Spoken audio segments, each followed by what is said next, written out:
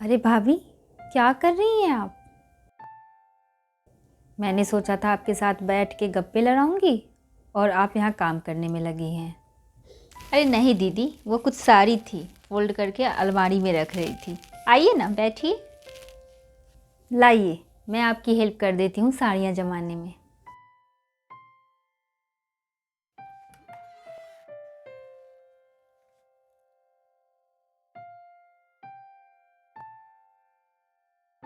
वाह भाभी, ये साड़ी तो बहुत ही सुंदर है और इसका कलर कितना प्यारा है।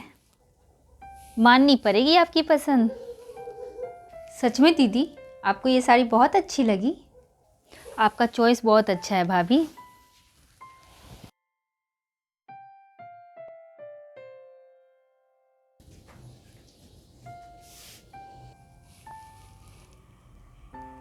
तुम्हें थोड़ी सी भी अकल नहीं है? किचन में इतनी सारी बासी रोटियां क्यों हैं? पता नहीं कैसी लड़की ब्याह के ले आया है मेरा बेटा। तुम गरीब घर की लड़कियों की यही दिक्कत है। मम्मी, ये क्या बोल रही हो? भाभी इस घर की बहू है। अपने घर में इतना अनाज तो देखा नहीं होगा। यहाँ इतना सब कुछ देख के तुम्हारे होश ही ठिकाने नहीं है। मम्मी जी, मैंने तो हिसाब से रोटियां बनाई थी।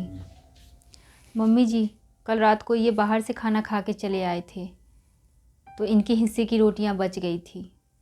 अरे मम्मी, क्या हुआ अगर रोटियां बच गई तो? हम उसे गर्म करके खा लेंगे। इसमें इतना गुस्सा करने की क्या ज़रूरत है? अपने मन से पता नहीं कैसी बहू ले आया है। मैं अपने मन की बहू लेके आती तो पूरी दुनिया देखती।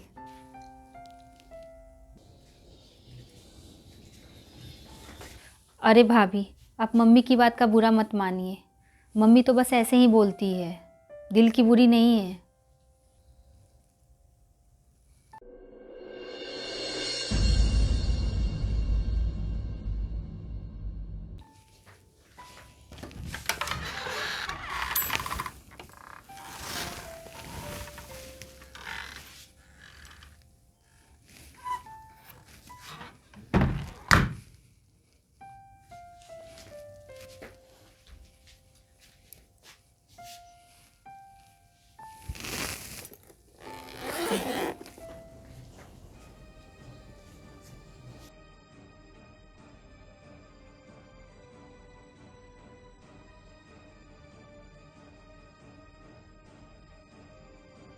तुम्हारी हिम्मत कैसे हुई मेरी बेटी की बैग को छूने की? आखिर क्या चुराने का इरादा था तुम्हारा? मम्मी जी, आप जैसा सोच रही ऐसा कुछ नहीं है। आप गलत समझ रही हैं। अच्छा, मतलब जो मैंने देखा वो सब झूठ है? तुमने पूजा के बैग को हाथ नहीं लगाया? क्या हुआ मम्मी, तुम इतने गुस्से में क्यों हो? क्या हुआ? ये तो तेरी बीवी से पूछ। ये पूजा के बैग से क्या निकालने की कोशिश कर रही थी? पूछ इससे कि इसे अपनी ननद के बैग से सामान चुराने की क्या ज़रूरत पड़ गई। नहीं नहीं, मैंने चोरी नहीं की है। मैं सच बोल रही हूँ। मम्मी, आपको कोई गलतफहमी हुई होगी। भाभी भला मेरे बैग से चोरी क्यों करेंगी? भाभी को मैंने ही बैग बाहर रखने के लिए दिया था। पूजा, तू अपने भाभी की साइड मत ले। इन छोटी घर की लड़कियों को बहू बनाने में यही दिक्कत होती है। ना जाने ये कब अपना रंग दिखा दे। मैंने पहले ही कहा था, रिश्ता हमेशा अपने बराबरी वालों से करने चाहिए। लेकिन इस नादान बेटे को कौन समझाए, जो प्यार कर बैठा इस कंगाल लड़की से और जिद करके शादी भी कर ली। कितना समझाया था कि ये लड़की इस परिवार के लायक नहीं है, फिर भी शादी करके इसे इस घर की बहू बनाकर ले आया।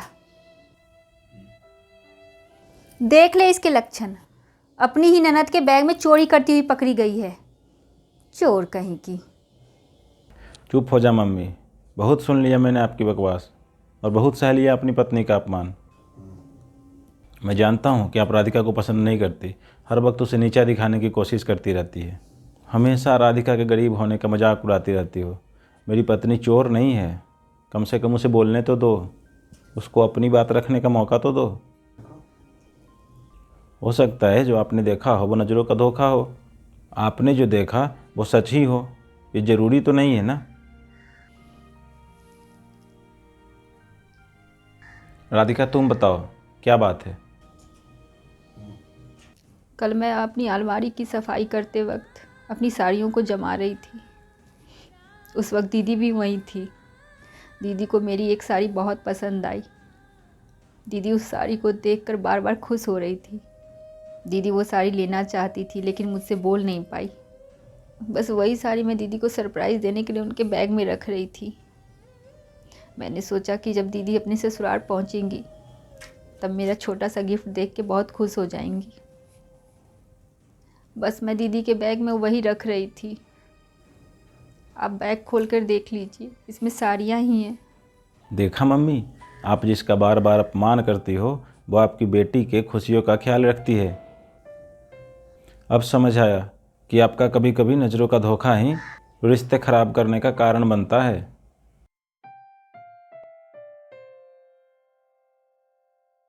सच में भाभी आप बहुत अच्छी हो, इसलिए मम्मी की इस गलती के लिए मैं आपसे माफ़ी मांगती हूँ।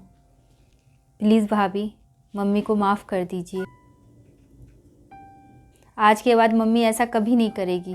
अरे दीदी आप ये क्या बोल रही हैं? मम्मी जी मेरी माँ है और माँ कुछ भी बोल सकती है। मुझे इनकी बातों का बुरा नहीं लगा। भैया आप भी मम्मी को माफ़ कर दीजिए। सच में बहू मैंने अच्छा बर्ताव नहीं किया तेरे साथ, मुझे माफ़ कर दे।